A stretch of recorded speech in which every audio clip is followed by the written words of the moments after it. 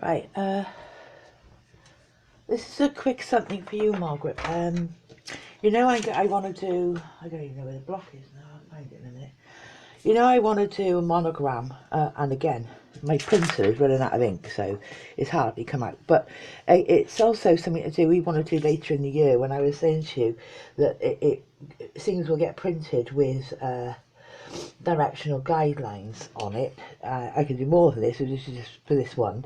If you, I don't know if your hoops do, because you've got brother hoops, but if you've got a template like this, what you want to do is that's a central cross. Obviously you want to make sure that your design is fitting on that nicely on that on those marks, and then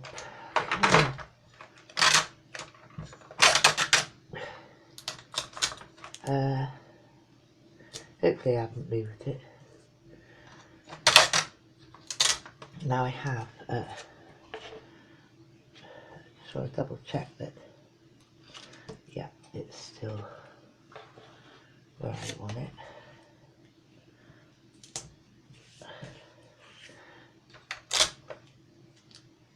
I'll just pop some more little bits of sticky down. So now you see I got the centre of this plastic hole over the crosshairs of my printed design underneath. When I put the fabric through here, I can then lay this on top, which fits exactly into my hoop on these bars.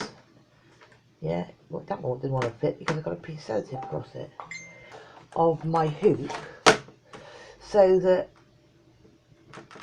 that's going to be where the pattern, if the needle, because I can adjust the needle, starts right in the middle of there, then that shows you where exactly where the pattern is going to come on your fabric.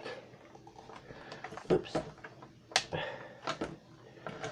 Right, so I've just hooped the fabric, obviously making sure my centre seams are on my crosshairs of this, so I know that it's centralised, and then you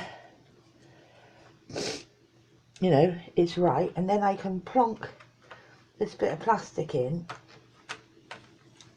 over the top, put it under my needle and make sure that my needle goes right in to that hole, so that that design is then where I imagine it was going to be when I digitised it in the first place. Anyway, it's just a quick look, Margaret, so that you got an idea of we've got tools to help us.